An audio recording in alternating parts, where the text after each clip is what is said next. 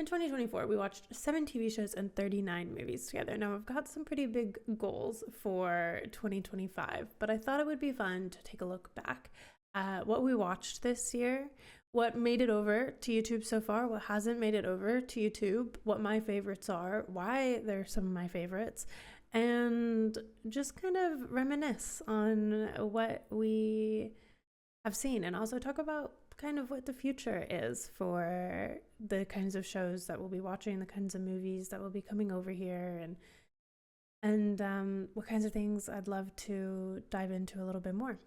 So first and foremost, let's just go over the TV shows. I don't really think it's quite fair to rank the TV shows on a tier list because we watched 7 TV shows, and all in all, there's so many episodes within each of these 7 TV shows that have great moments, that have mediocre moments, that exceeded our expectations, and etc. But I did want to kind of reminisce on them because I was a big fan of everything TV-wise that we watched, and I would love next year to kind of remove some of the burden to watch everything for a reaction, TV-wise, and watch more TV, but kind of still talk about it with you guys, and we'll see what that looks like. But first, I thought we should look at what we did watch, what we did react to, and what I thought about it.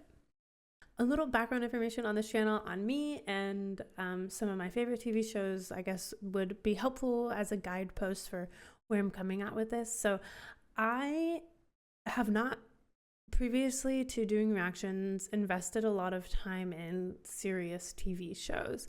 I was very much someone always on the hunt for a TV show that I could put on and do chores around the house, put on while I'm getting ready for bed, put on while I'm laying in bed, not something that required a lot of like attention. And I found a lot of success in that with watching like Grey's Anatomy and shows like Criminal Minds, and not bad shows by any means, but shows that were a little bit easier to consume and kind of had a lot of episodes and could get invested in the characters and go back to them on my own time, but also not something that required a lot of patience or focus. And the way that I started doing reactions actually was by watching the Last of Us series. And I guess that would have been in 2023 by now. So that was how I started, because The Last of Us is one of my favorite games. So I started by reacting to The Last of Us TV series and loved it, and loved reacting to shows. I never knew what kind of enjoyment it could be to like share that kind of thing. And I think that is the magic and the joy of consuming media, is it dies if you are the only one consuming it and then not talking about it and not sharing it with anybody. So that's one of the things I love about this channel and love about creating this content, is just kind of the yap of it all. Big yappers over here. So on the gaming theme of it all, Fallout was a TV show that came out this year. And I had not played the Fallout games, but as a gamer, it has been my main form of content creation in the last few years. I really wanted to watch the show, and I am so glad that I did, because I think as far as adaptions go, if I were to put it on the tier list, I would definitely say that it exceeded my expectations. And now I'm noticing that this is incorrect. Hold on.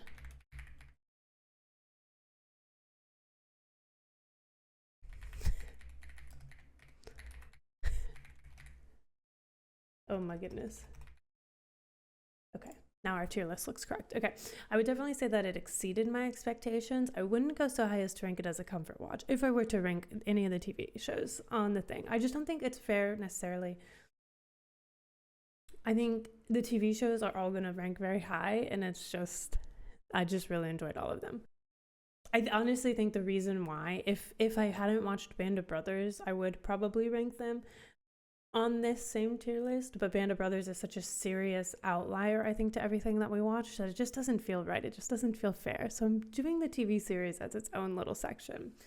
So Fallout, I would definitely say, exceeded my expectations. I'm very much looking forward to season 2. I thought it was captivating. I thought it was well paced. It made me want to play the games, and I did start playing Fallout 3, and it was a very stressful game to play. I found the world to be very abrasive, and I, seeing the show first, was there for the world, for the lore. And I felt like the gameplay of it all was not what I was there for. So I eventually did put that down, very sadly, because people were wanting to watch it over on my gaming channel, but there's sometimes you just start something and you just can't follow through because it just doesn't bring you joy. And I think that's fair. But the show did bring me joy. And I would honestly love to just dive into the lore of the Fallout games, or just watch other people play them. Maybe that's just something that I watch other people play, and then maybe in the future I try to pick it up again to play for myself. But the show exceeded my expectations. And I think part of that is because the Fallout community seemed pleased by the adaptation, and that says a lot. So it's not to say that you can't enjoy something if other people don't enjoy it, but I do think that in terms of sharing reactions, sharing worlds, sharing time together, if other people are bringing a lot of negative energy to it, it kind of kills the vibe, right? Even if it's a great show or something, it kind of lowers it down to this like less than excited to experience world, just because it's just, you don't feel excited to talk about it or to share it with people. So you kind of miss out on that extra element of being in a world when when other people are so disappointed about it. But also, you can enjoy things that other people don't enjoy. So that's also important to remember. But I thoroughly enjoyed Fallout. It exceeded my expectations, even though perhaps that's weird to say because I didn't have expectations for the world of Fallout, but I had expectations in terms of like what kind of show I want to watch. I had expectations in terms of, would the story be captivating? Would the world be intriguing? And I think it was. I think it hit all those nails on the head, and I think the characters were fun. And I also think it had this quirky vibe to it, but with this serious plot line that allowed for moments of like lightness and kind of humor and kind of just fun, but also you had these moments and you would kind of laugh and then be like, oh shoot, this is very serious, we need to go save lives. And I think that holding all of those emotions for one TV show is hard to do, and I think it did it well. So Fallout exceeded my expectations. All right, let me just go ahead and get this next one out of the way. And I don't mean that in a negative way. I think this is one that I truly enjoyed and was kind of bummed about the reception of it and just haven't really had anyone to talk to about it. But I really liked True Detective Night Country. I liked the characters, I liked the world, I liked the like detective atmosphere of it. It made me want to watch more True Detective, and True Detective season 1 is something that I want to eventually react to. However, the negative environment of which the True Detective fans like brought into the comments of that reaction just kind of killed my vibe for diving into it more. There's an interesting balance I found where there will be certain things where it's like there's this big element of like people come to your reactions and people watch reactions because a lot of times they want to feel closer, they want to relive in a world, right, that they really loved. Mostly I think people want to see their experience reflected back at them. Now there are certain worlds or reactions where it feels like no matter what you say or do, people aren't watching the reaction or watching for your reaction to it. They are coming into the comments to talk at you, not talk with you, not have a conversation, but talk at you. And that was kind of what True Detective Night Country felt like, and it honestly just kind of bummed me out. It made me sad, and it made me not really like excited to keep diving into the True Detective world, because I don't know, it's just one of those sad parts of it where it's like when you're really excited to talk about something and then no one is excited to talk about it with you, you're just like, okay, I'll just move on, it's fine. But that's kind of why I'm not as excited to talk about Night Country. I will definitely say, in terms of if I were to put it on this list, it lived up to my expectations. I don't know that it necessarily exceeded my expectations.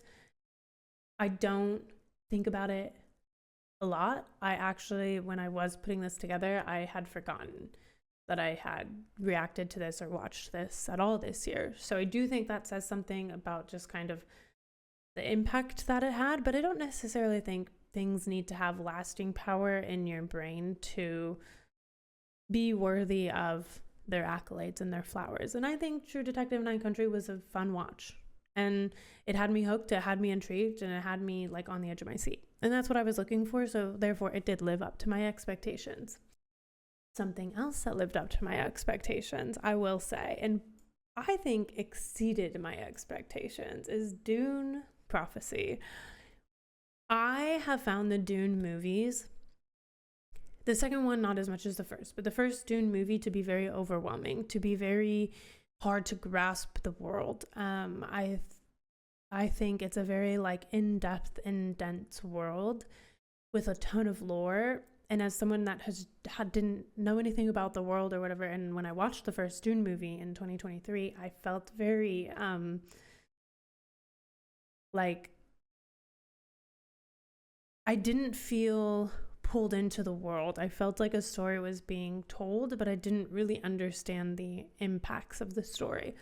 And I think Dune Prophecy breaks down those barriers of giving you the world of Dune, perhaps not the most canon lore of Dune, it seems, but giving you this experience into the world of Dune and the politics of that world without being overwhelming, without being vague, without being dense. And it was messy. It felt like, not messy in terms of how it was done. I actually think the graphics, what is this, a video game? I think the visuals were stunning. Also the music, the sound. I was just editing the finale like yesterday, I think. And I was noticing that the way they used music in that felt kind of similar to how it's done in Game of Thrones. So I don't always notice music in shows, and it is kind of sometimes a bummer because that can sometimes be some of people's favorite aspect of visual media, of moving media, is the music, is the sound element. And it's something that, because of like the really cool comments I get about it, that I've started to pick up on more. Like I noticed the art of it a little bit more, and I think Dune Prophecy had that.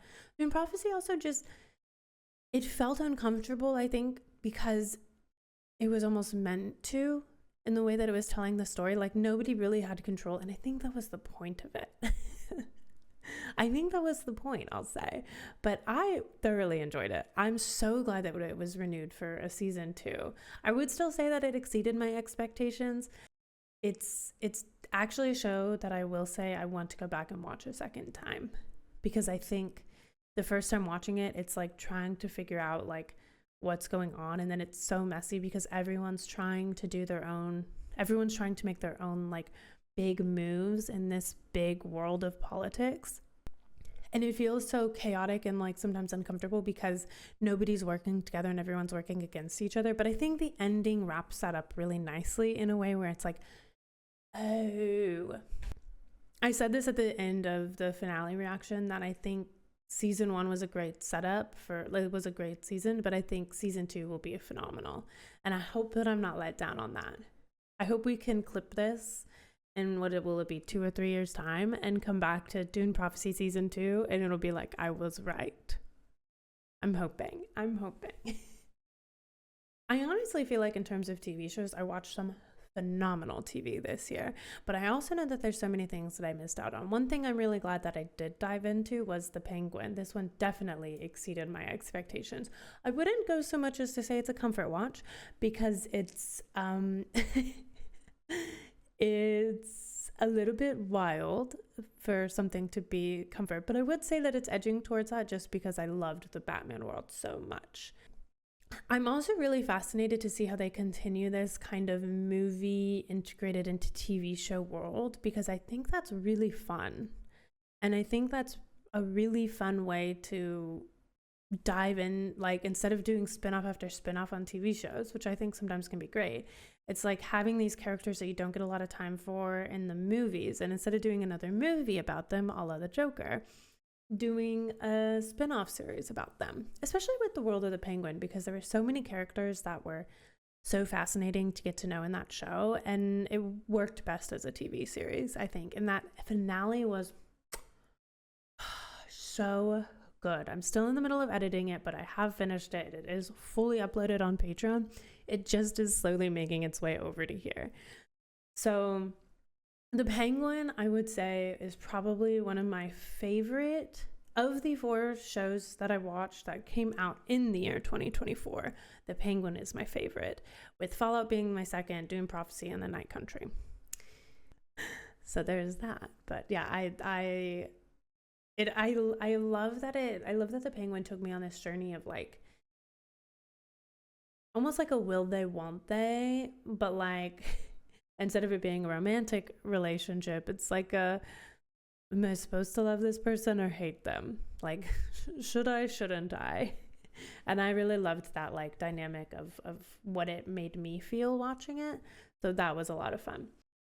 Okay, let's get to the serious one in the TV reactions before we dive into the world that we spend most of our year on.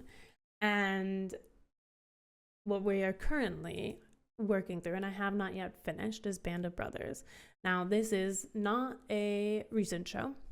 Obviously, this is a 2001 release, and it's been a fascinating watch so far. I just think it's an outlier in terms of what I do watch, and kind of the majority of what I will continue watching. It's a very well told story, and it's very serious, and I feel like I have to be very I don't know the right way to say. I don't really know what exactly I want to say. I will say that I can really only watch one episode in a day because it's so draining emotionally, and it's such an intense show, which I think is necessary in this world. But yeah, it's just an outlier to what I normally put on this channel, but it was highly requested, and it's also a mini series, so it'll be 10 episodes, and we can kind of talk together about the show and whatnot, and it's I'm glad that I'm watching it because it was so requested, and I'm glad to kind of know why. I think I understand. And I'm trying to give it, not trying, but because it's real life and because it's a very serious topic, I feel it requires this higher level of respect.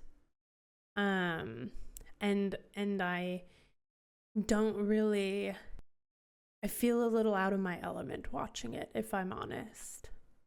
Because it almost feels a little hard to yap about, I suppose you could say.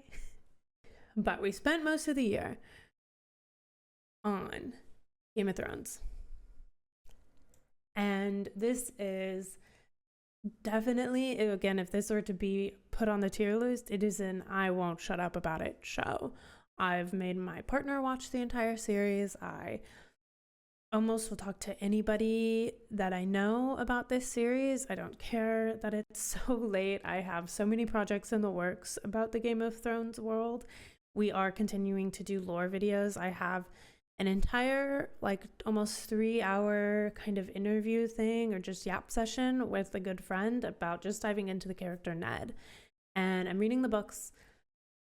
and we'll be doing book kind of review vlog things, and diving more into that, and very, very excited to do so. So we will continue to be talking about Game of Thrones because I won't shut up about it. I will never shut up about it. It is my favorite show ever, and one of my favorite worlds ever. And the books have been so phenomenal. You can see the first one right there, which I will finish in January, and we will have a video put up about that, and we'll be able to talk about it, and it will be phenomenal because the Game of Thrones world has been so fun to enter into. And a large part of that is because of the community, which I'm imagining a lot of you are here because of Game of Thrones. And if so, thank you, because it was such a wonderful journey to share.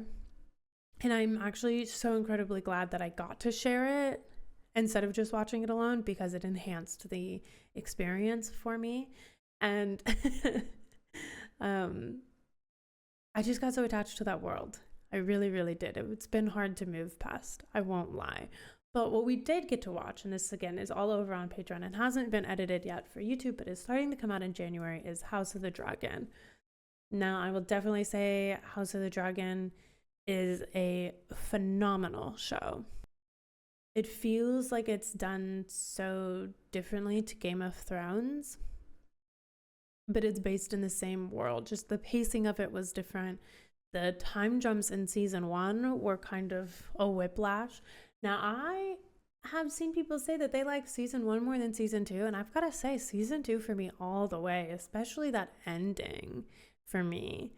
I think also not having the insane time jumps in season 2 helped me a lot, because I felt like in season 1 I was always doing a little bit of catch up on like, okay, wait, how many years have passed? Like, I think it's a really cool way to tell that story because of how much time has passed in the story in that world.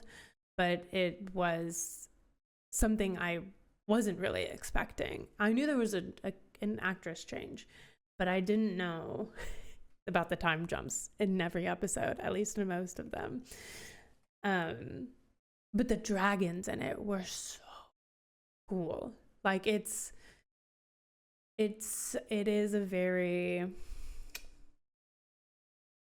Game of Thrones was very like people oriented, and House of the Dragon seems like the world is a main character along with the characters, and then also like this season, which I guess season 2 did come out in 2024, but I hadn't factored that into what I watched. But I would definitely say House of the Dragon would be my number one of shows that came out in 2024 that I watched and for reactions. But yeah, the dragons, of course, are their own character, as they should be.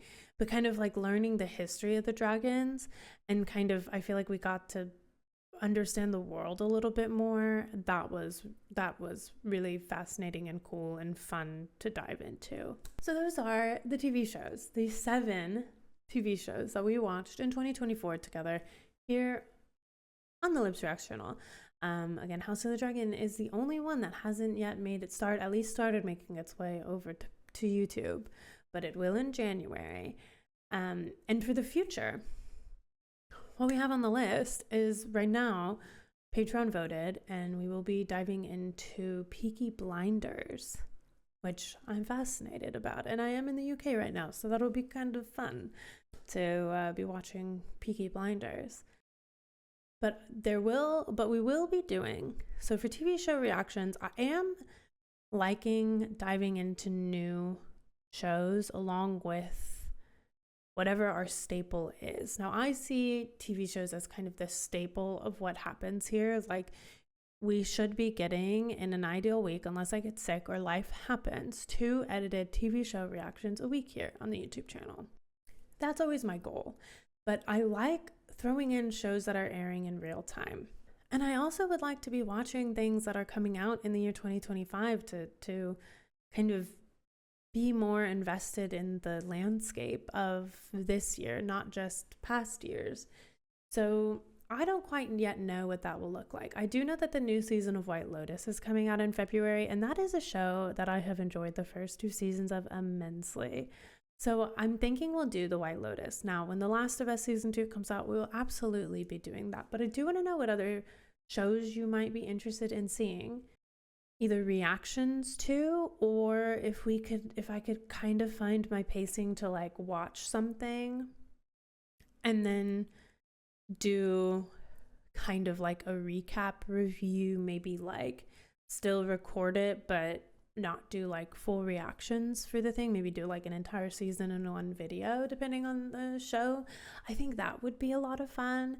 Now that sounds like a huge time investment that would be hefty to edit, so it's kind of nice to do the one episode at a time because it's like 1 hour, you know, versus like editing down 10 hours or so into one video. But I don't know, we'll kind of see, we'll kind of play around with that. But let me know what you would kind of like to see. Do you have your most anticipated shows for 2025? What were some of your favorite shows from 2024 also that maybe I didn't watch? I know high on my list to see also is The Bear and Dark. Those are two, The Bear and Dark are two that I want to eventually get to no matter what. It's just going to be a matter of when I have the time. But, you know, also would be nice to know kind of where the interest is for either of those. So let me know. But along with the 7 TV shows, we watched, 39 movies? Now, my goal for 2025 is to do like 52. So, like I said, TV shows are going to be the staple, at least 2 edited reactions coming over to YouTube a week. That also means that there will be 2 full-length watch-along reactions always dropping over on Patreon every week for TV episodes. With the potential for more, depending on if I throw in a like new release that's coming out that I want to share with you guys, or like diving into like something that only has 1 season. So things like that could come in as well, 2 a week. Now for Patreon, the standard will be 1 full-length watch-along style movie a week. So I assume 52. Because I usually try to drop them on Fridays, pending any rendering issues that I have, which sometimes do pop up. But that is because I love sharing the movies, but sometimes the investment on editing the movies is a lot harder. They take a lot longer, and I don't always know that I can fit in 1 edited movie reaction a week, but I can watch 1 movie a week. And that's great because I think it gives me more freedom to kind of watch things that I don't always know will be my favorite, or don't always know that I'll have the best reaction to. Because there's definitely movies that I'm like, I had a great time watching this. However, editing wise, bringing it over, I'm actually not quite sure that it's a high priority, because either just like it didn't last for me, or it didn't land, or just whatever it is. Like maybe I just don't have them. Sometimes other movies ruin it, right? Because I have had some phenomenal movies where I'm like, this is the best thing I've ever watched, and I love sharing it. And then there's some movies where I'm like, this is a huge fan base, and I'm terrified because I'm definitely not going to be the number 1 fan, and they're going to be able to tell. But also, I don't want to like yuck anyone's yums, right? I don't want to be like a place where we like have a lot of negative conversations, you know? I want to be somewhere where that we celebrate like really cool movies and TV shows, and we celebrate the things that we love, and we're like it's more positive than negative. So, you know, even if I don't really like love something the most, I'm not necessarily gonna like trash it, because it's just not worth it. There's just so many better ways for me to spend my energy. And I think also like how you guys, the time that you spend in like watching things, you deserve like a world of positivity. You know what I mean? I just think like life's hard enough, you know? So I don't know, that's at least for me. But that is kind of nice, right? Because we can kind of watch things, and if you want to watch the full length, like if you're that invested in that world, then the Patreon is a great place. The Patreon is also like the number one way, I would say, to help support like the end goal of getting editors. There's that. But we watched some great movies in 2024, and I think it would be remiss to not give a shout out to some of the things in 2023 that, again, that was my first year doing reactions, and some of the best things that I watched that year.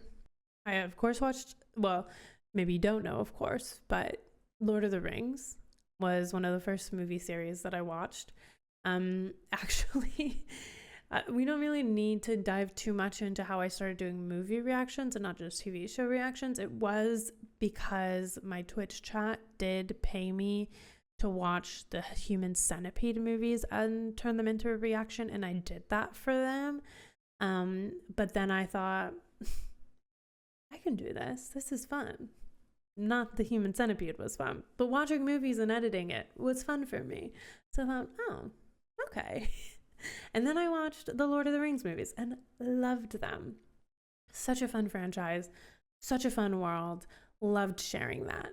And then I also watched, there are two movies that I think about a lot.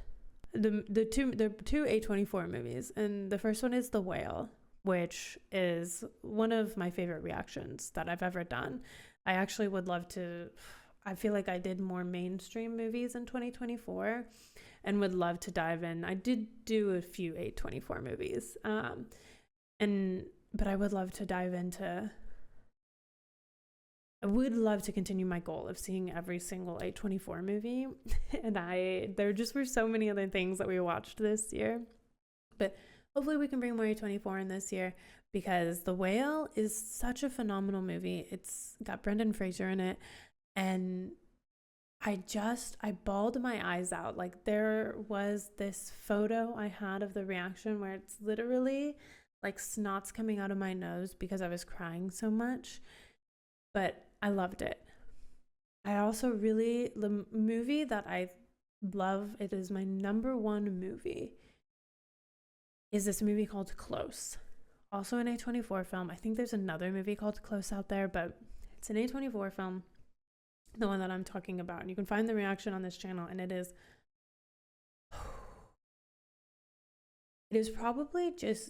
the movie I think about the most. It is a movie that made me feel more than anything else has ever made me feel in my life. I was deeply depressed for days after watching that movie. And I don't really think I watched enough things that made me cry this year. But I also got to step into some worlds that were really phenomenal. So let's dive into what we did watch in 2024. And I will say, we didn't watch a lot of new movies in 2024. A few, but not a ton. We'll start with a beloved movie, at least in the reaction world, and that is Arrival. And I'm kind of hovering on this between exceeded expectations and comfort watch. Or maybe comfort watch and I won't shut up about it. The ending of it all coming together was so beautiful. I thought the way that it pulls at your emotions is really fun and a good experience. It's a beautiful experience, right? So I'm like, I did love that about it. But I think I won't shut up about it is like, I need it to be like, you know, a really high honor. So I think I'm going to put this at comfort watch, because our levels of ranking things today are I won't shut up about it, which means that I'm diving in. I'm hyper focusing. If there's a conversation and the conversation runs dry and this comes up, you might have to sedate me to shut me up. And comfort watch is like, I would turn this on to feel something. I won't necessarily have long conversations about it, but like if somebody asks what like some of my favorite movies are, or movies in certain genres, I'd definitely bring them up. Now, I think the expectations tiers, exceeded my expectations, lived up to my expectations, and not quite what I expected. I think this is a fair way to kind of talk about a lot of what I react to, because I'm never really movie-wise going to react to things that I don't hear a lot about. In some way or another, it's like a favorite. I get lots of requests for it. There is usually some sort of Patreon interaction, at least for one movie a month, that this comes down to, and there's never really going to be anything that's going to suck, right? Because we're just not at that stage yet. Maybe if we get to do this for the rest of our lives, or in the next couple decades, right? If the internet lives long enough, I'm just kidding. Then we'll be going into like niche movies, or if we get to like dive into more indie movies, then yeah, we might watch some things that are like maybe not as good, but I just don't imagine anything will be not great. And again, I don't really want this to be a place where we like trash movies, because I think that everything is made for someone. And maybe if you don't like it, it's just not made for you, but that doesn't necessarily mean we need to trash it, right? So the expectations thing is like, this was either beloved, highly requested, and it was good. It either wasn't quite what I expected, which means that like it didn't have like a lasting impact, or it just wasn't the groundbreaking experience I was expecting, which is personally not a movie for me, which is fine. Lived up to my expectations. It's a favorite. It's talked about a lot. It didn't exceed. It didn't under-exceed, right? Didn't underseed. And then exceeded my expectations would be like, which I think it is actually like a high honor, because to be a well-known movie and then exceed my expectations or exceed expectations is like, I think it's pretty hard. I think most movies live up to the expectations. I don't think a lot of movies will exceed expectations. But then, of course, there's my comfort watches, and I won't shut up about it, but that's just like S plus and S tier, S plus and A tier, I guess, right? So Big Lebowski. Now, this is a reaction that I did with my dad, and I will say it lived up to both of our expectations. It was a fun watch. It was hilarious. It will maybe never make it over to the edited side of YouTube, because unfortunately, I very wrongly assumed I had the right mic settings for how we were watching that movie, and just tech-wise, I dropped the ball.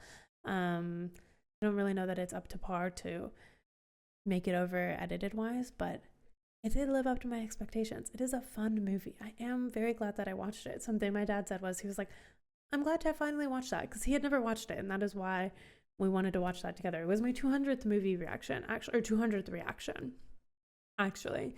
So, but it is over on Patreon. If you want to watch it with me and my dad, you may be able to see our facial expressions, but not always hear what we're saying. So, choose your own adventure there. Now, something that, the next movie we have is The Menu. Did it exceed or did it live up to my expectations? I'm going to say exceeded. Because I think it was really phenomenally done. Like, the cinematography of it was beautiful. The lighting in it, I felt, was beautiful. The story was intriguing and fun. I think Anya Taylor-Joy did an amazing performance. And yeah, I'll say it exceeded my expectations. It's a close call with lived up to my expectations, because I think it's meant to be a great movie. But I will say I would watch it again. I will say I would recommend someone else watch it. And there wouldn't be any hesitation in that. Something can live up to my expectations or be not quite what I expected. And it's not necessarily that it was bad, but if somebody asks for my recommendation, it's not going to be first to mind. But The Menu is something that I would be like, you know what? If you're looking for something like this, The Menu.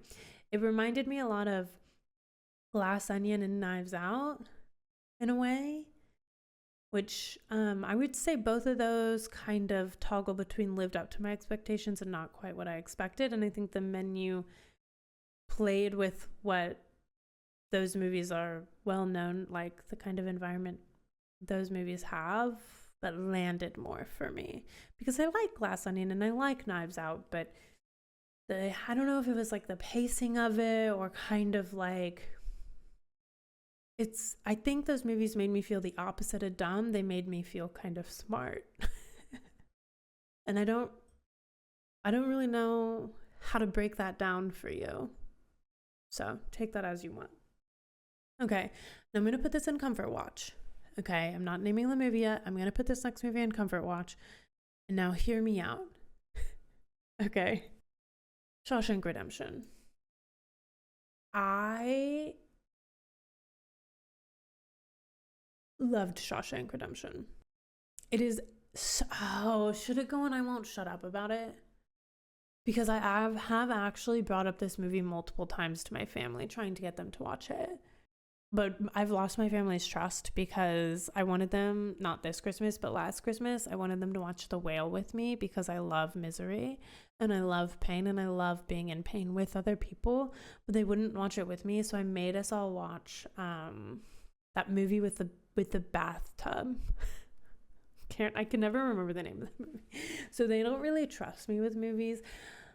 But I'll say I won't shut up about it because I do think Shawshank Redemption I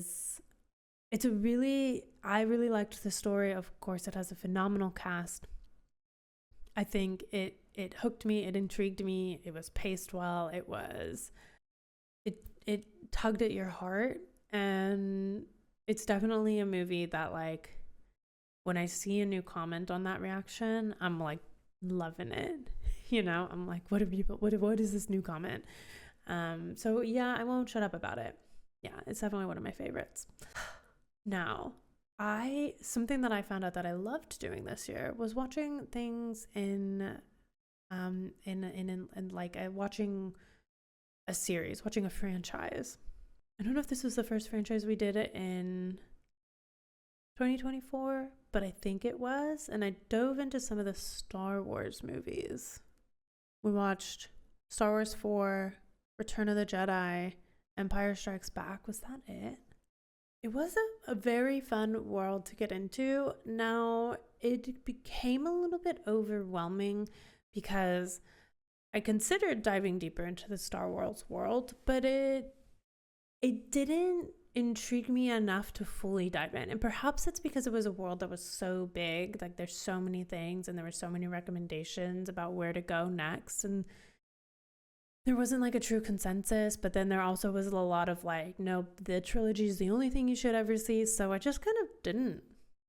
Yeah, but I had a great time watching them. So I would say all three lived up to my expectations.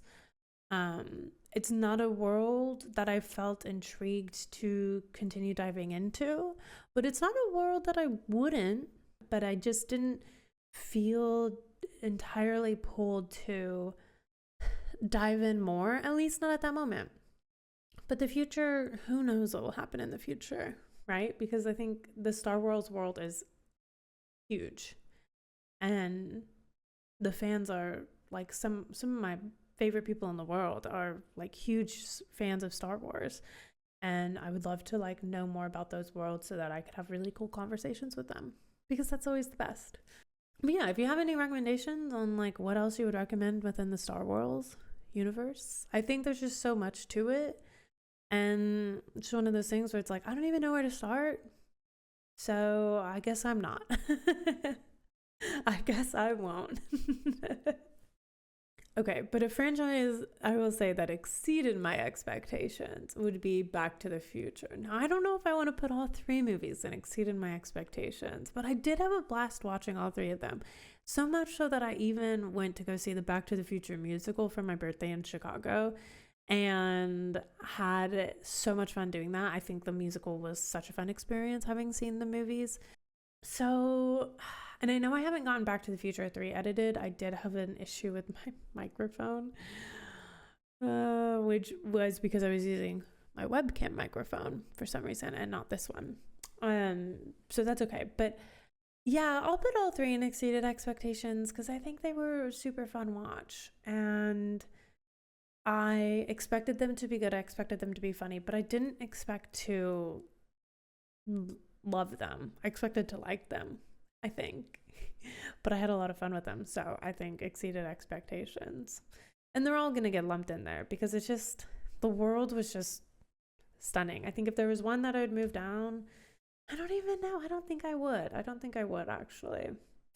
We'll leave them all where they lay. Another franchise that lived up to my expectations was the Matrix series. We watched all 3 of them. Matrix Reloaded, unfortunately, got caught and hidden because after it was posted, it got copywritten. And I lost the editing file for that. So to re-edit that, I would have to to fix that, I would have to re-edit the entire thing. And therefore, we never got the 3rd Matrix movie edited over here. But I think in terms of like, I had a great time watching them. But I think in terms of like liking versus loving versus like what I think you guys deserve, it's not a franchise that blew my mind. It lived up to my expectations, but it's like I felt the comments made me feel really dumb. And so the investment to go back and re-edit 2 and then to re-edit 3 lost its luster because I wasn't having a fun time in the comments, and maybe that's just me. Maybe I'm just dumb sometimes, and that's okay. It's not even going to be the dumbest thing I do in my lifetime is not catching every little thing in a movie. But it does make it less fun to spend all that time editing, So I think in terms of like, if I'm going to be honest with you, in terms of where you could find someone loving it, you'll find other people that love those movies. I liked them. They lived up to my expectations. They're not my favorites. They're just not like the number one thing for me. And that's okay. And that is okay because I still think that they're great movies. I do think the psychological aspect of the Matrix is so cool. But I think it didn't like grasp me the first watch. I think it eluded me more than it should have. I don't know. Sometimes my brain just fizzles out with those kinds of things, and that's okay. Now, let's go a little bit more on the higher end of the scale because I want to talk about something that I haven't yet edited to bring over here, but is so high on my list. And I put a poll up for people to let me know what they wanted to see, and Hunger Games was voted on. And I would love to get this edited after the Hunger Games because I loved Godzilla Minus One. In fact, I'm going to put it in the highest tier that we have today, and I won't shut up about it.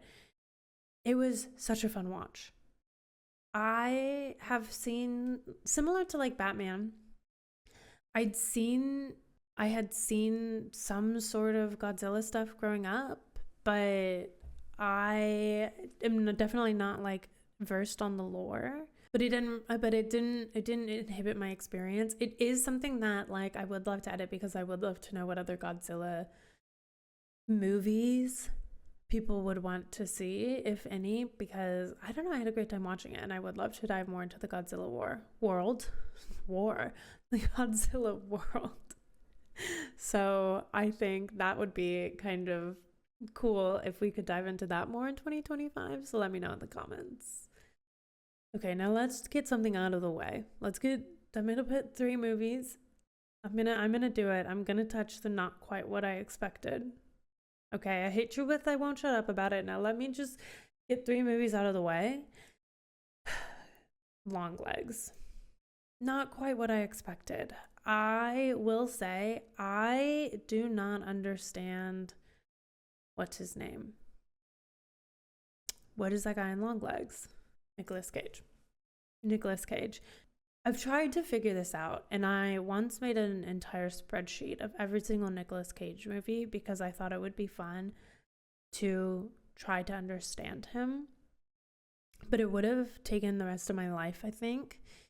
And to some extent, I think he's unfairly, in my mind, will forever be National Treasure. That's a movie, right? He'll always forever be National Treasure. And those movies were always kind of like cringe icky to me. I don't know why. Like I don't know. Like I think about them and like I liked the adventure aspect of it because it reminded me a lot of Indiana Jones, but then Nicolas Cage's character just, ugh, I don't know what it is. Okay.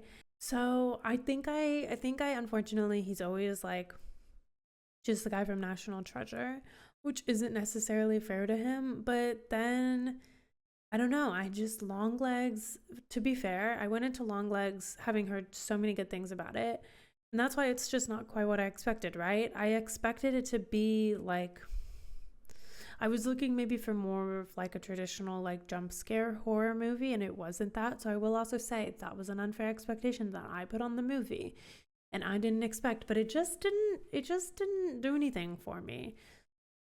You can go watch that reaction in Patreon, but I wouldn't, it's not really what I would recommend you go there for. There's definitely so many other reactions that I would recommend. So that one will probably never be edited to come over here. Um, Unless I go back and look at it and I'm like, oh, it's not, the reaction's not bad. It's just the movie wasn't as good as I expected. But it's not even, it's just that the movie wasn't what I expected. And again, I have an unfortunate just dislike for Nicolas Cage. But I would like to try to like him. I would, because people seem to love him. My brother named his own dog after him.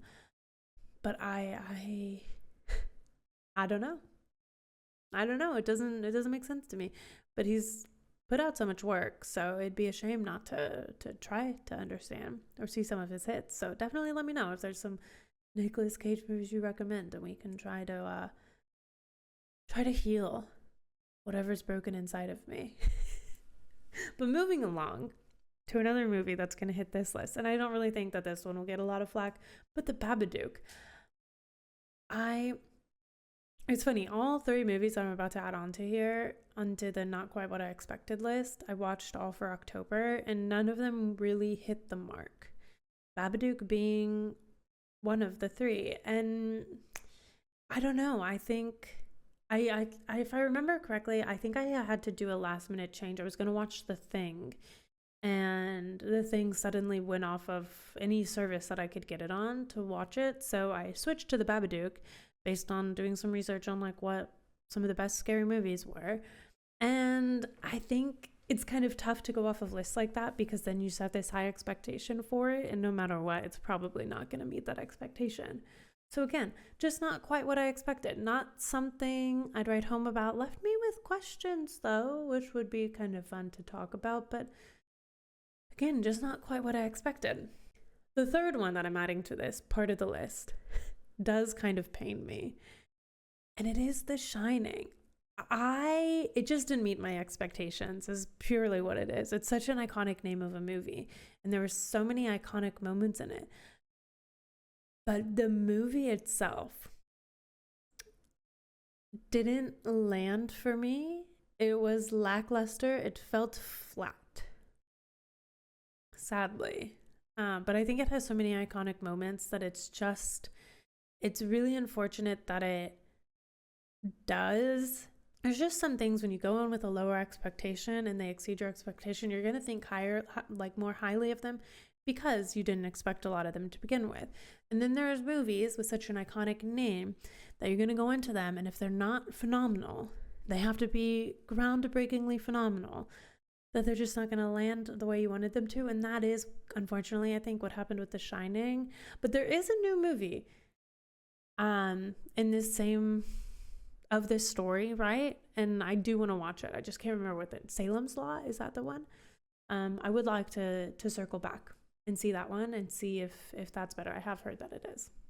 Okay, now we can go back to having fun and the I won't shut up about it section. And we're gonna can I put all 4 of the Batman movies we watched there? I feel like that's unfair. Here's what we'll do. Okay, we'll go over here to the Joker and we'll put him in exceeded expectations. I really liked the Joker movie. Now, in all of the movies we watched within the Batman verse this year, the Joker was phenomenal, but it's an outlier, right? It's a great movie. I would almost put it in comfort watch, but I don't necessarily know that it's a comfort watch. And I think it's too emotional for a comfort watch, but then again, Arrival is sitting in a comfort watch. So I'm not saying that the tier list is perfect because I'm not perfect. We're just going off of vibes here. Sometimes I feel like doing tier lists is kind of like when you take a test and all the answers are A, but you feel like all the answers can't be A. So you switch one to like B and one to C, but then it is the test all along was that all the answers are A. So perhaps all the movies are comfort movies. I'm just kidding. I'm just kidding. But I just feel like Comfort Watch and I Won't Shut Up About It are about to hit home runs after home run. And so I just feel like it's only fair to you know, put the Joker in exceeded expectations. I feel like that's fair for that movie. I do. I will also say my initial reaction to the Batman was I loved it. I liked it. But I've rewatched it.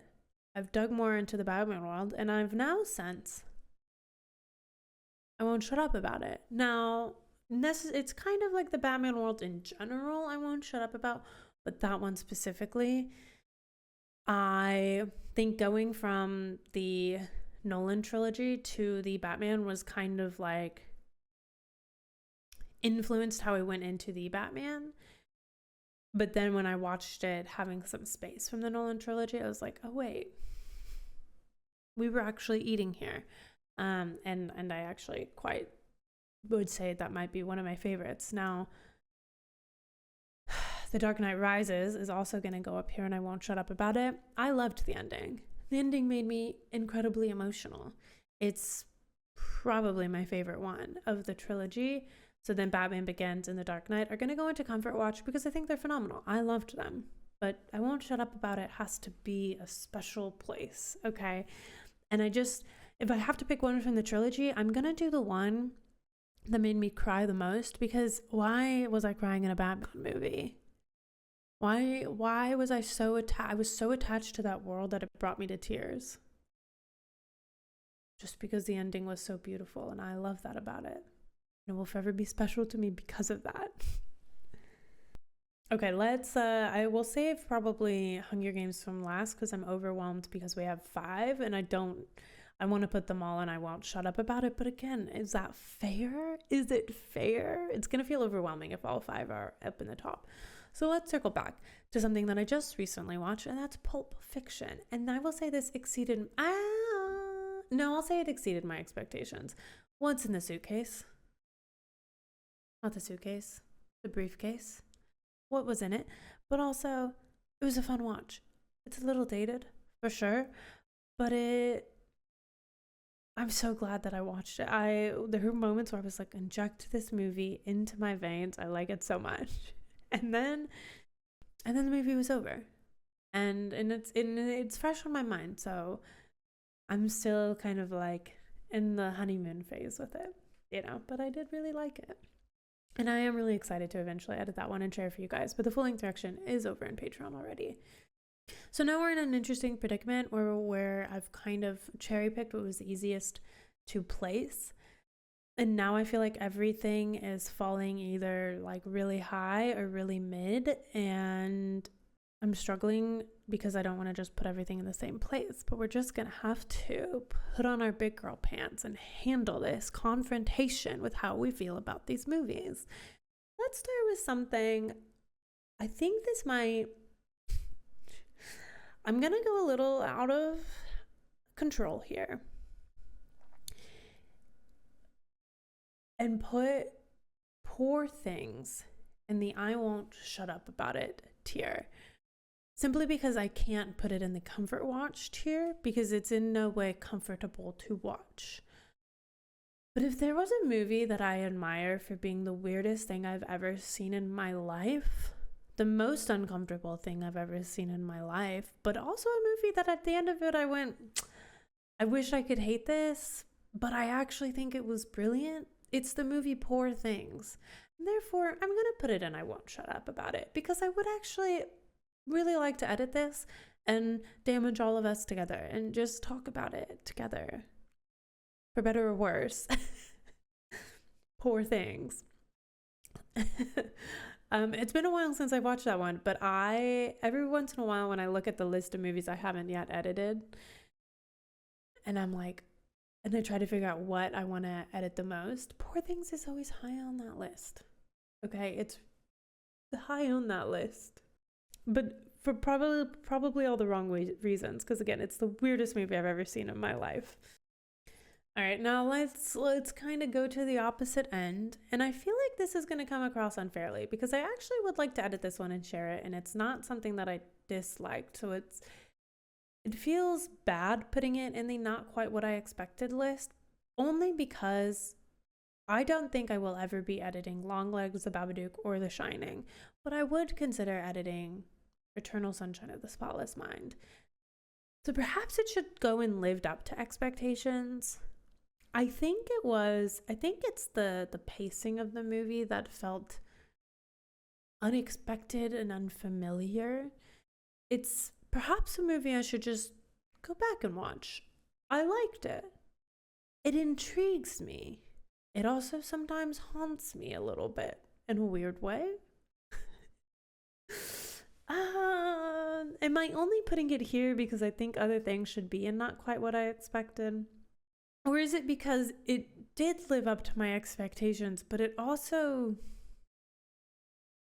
feels like that's not a fair place to put it? It almost should go in between lived up to my expectations and exceeded, but I wouldn't necessarily say it exceeded.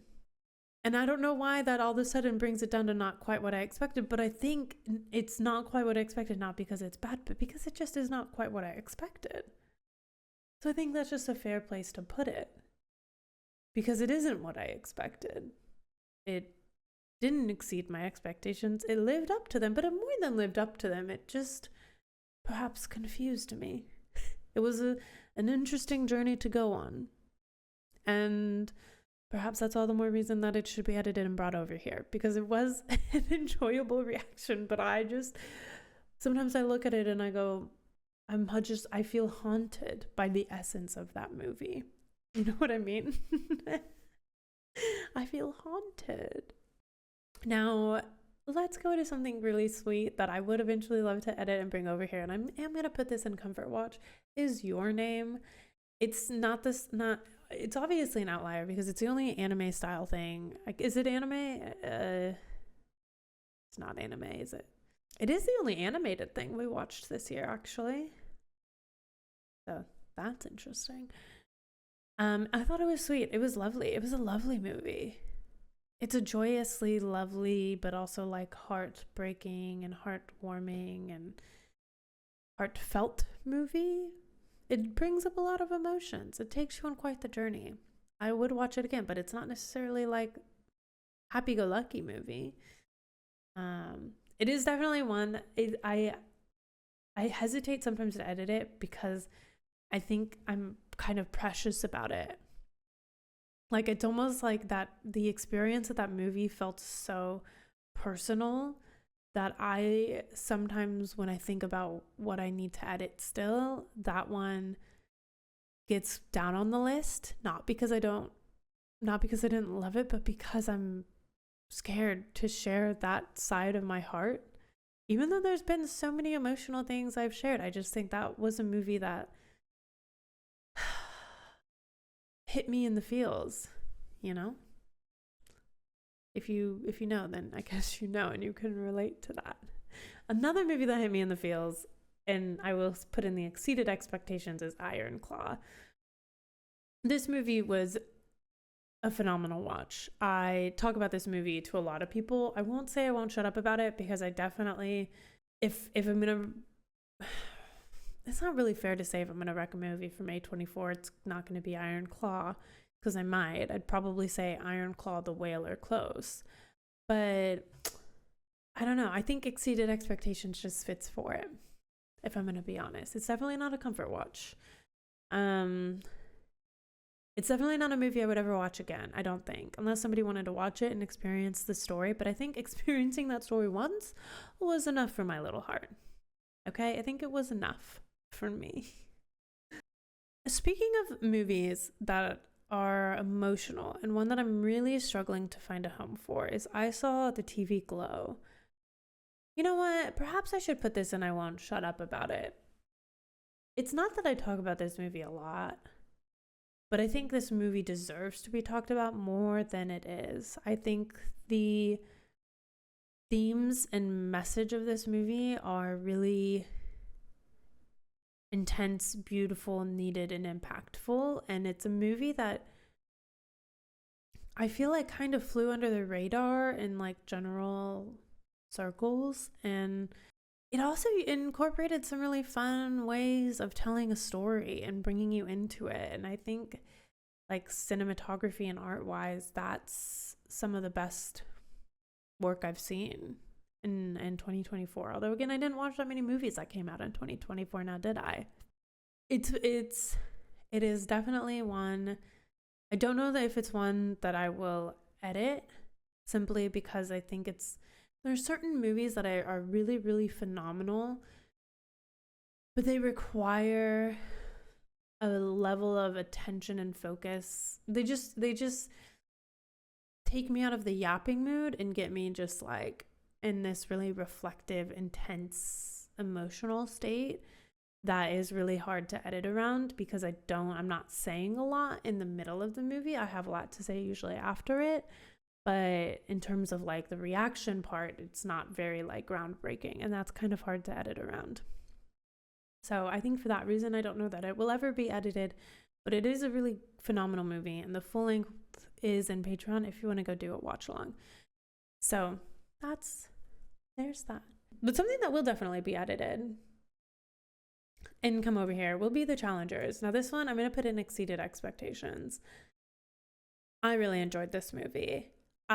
This is also high on my list of things to edit and bring over because it was such a phenomenal watch. I really had no idea what I was stepping into, but I'd heard a little bit about like the tennis ball scene, and I just think they really played around with like the storytelling aspect, and I was pleased with it. And I would watch it again. I would perhaps bump this up to comfort watch. I'm not gonna lie. And maybe at the end I will. Maybe we'll do a review and I'll just make sure everything's sitting pretty where it should, because I really did like The Challengers. I did. Something else that I will say exceeded my expectations and has me interested in watching more movies in the series is Blade Runner. Now, I was not meant to watch Blade Runner. I was meant to watch The Martian, and I couldn't get my hands on it in the UK. None of the websites I could rent it from would allow me to, because I don't have a card associated with a UK postcode. So it was a little bit weird, but well, you don't want my money? I want to give you my money. Let me give you my money, right? But it's fine. We watched The Blade Runner instead, and I had a great time watching it. It has some phenomenal bone work and a really, like, speaking of like when I was talking about Star Wars, like Blade Runner is also a very like old movie, and you can tell obviously from like the sound effects and stuff, but it was a really fun watch. And I would be interested. I could be convinced to dive into Blade Runner more. If there were other movies you would like to see from that franchise, let me know. Okay, another lived up to expectations, Silence of the Lambs. Good movie. Sometimes a great movie in the right setting. It lived up to my expectations. But that's it. Like, it didn't exceed them. Right? I'm glad I watched it. I'm glad I know. The end. That's just how I feel about it. Something that did exceed my expectations, and I don't know where to put this because it emotionally damaged me, and I had to go to sleep after I watched this, even though it was the middle of the day, is The Green Mile. I don't think it's quite on I won't shut up about it level. It's not, it doesn't, I don't know. It's perhaps in the comfort watch section, except for, again, I think the only thing I've done myself a disservice is comfort watch is not necessarily where I would put The Green Mile. So we're going to put it in exceeded expectations. It was a heart-wrenching movie. I cried so hard. It wrecked me. It wrecked me for the rest of the day. I actually, if you go watch me react to the Superman trailer, I watched that right after I watched The Green Mile and right before I took a nap because of The Green Mile. So you can tell if you know. Like, you can be like, oh, yeah, that, yep, no. She's not high. She's not on drugs. I don't do drugs. She's not drunk. She's emotionally damaged. She's emotionally damaged. And you'd be right. I was. Still am. Still am. Talking about a different level of emotional damage, can we talk about Love Lies Bleeding? We'll say this movie, I don't quite know where to put this movie. I don't think about this movie a lot, but then sometimes I'm reminded of this movie and it's all I think about for a few days. So I'm going to put this in comfort watch, which I can hardly say that without laughing, but I am going to put this in comfort watch, as I do think it goes a level above exceeded expectations. Perhaps should it go and I won't shut up about it? Maybe, but then where will I put all my Hunger Games movies? I don't know where. I'm going to leave it there. Maybe we'll change it. Dune Part 2, we're going to put in lived up to expectations. I will say I liked it better than the first Dune movie. It still made me feel very dumb, which I don't like. I don't like to feel dumb. It's not that I don't like to feel dumb. It's that it's a dumb of like, I just have no idea what's going on.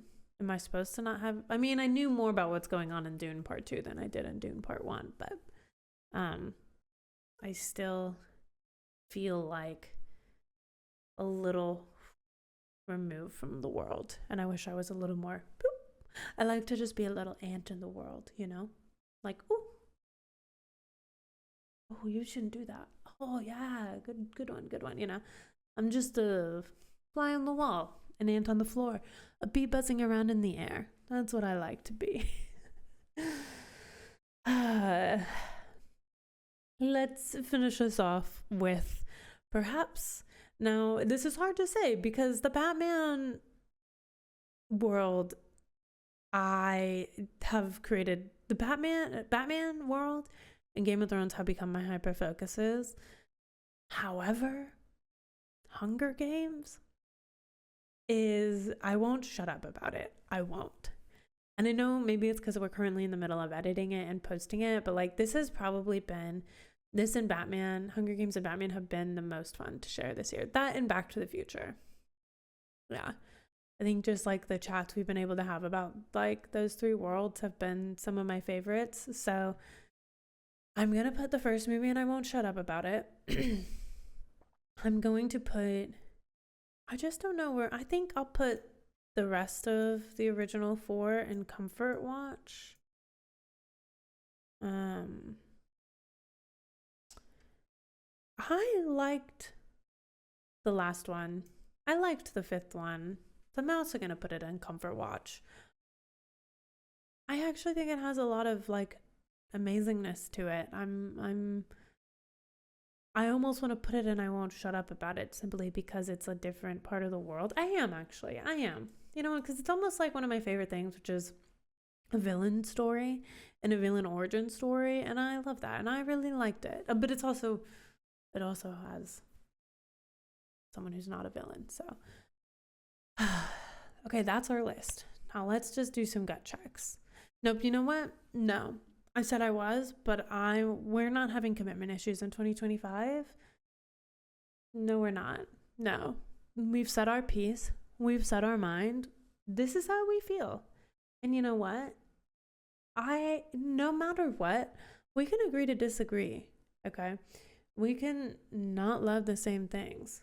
But what we are not going to do is hate on people for liking things differently than we like them. And I just wanted to be here to do a little wrap up of what I did get to watch in 2024, because I am sad that I haven't been able to edit all of these for you guys, but it is really helpful information to know what amongst these that we haven't edited would you like to see? The highest ones on the list for me are Godzilla Minus One, Challengers, The Green Mile, Your Name, The Menu, Poor Things. But also, like, what are you guys looking forward to in 2025? I know we've got Ballerina, which the John Wick world is one of my favorites. I do have all of my reactions to those movies here, and they are so fun.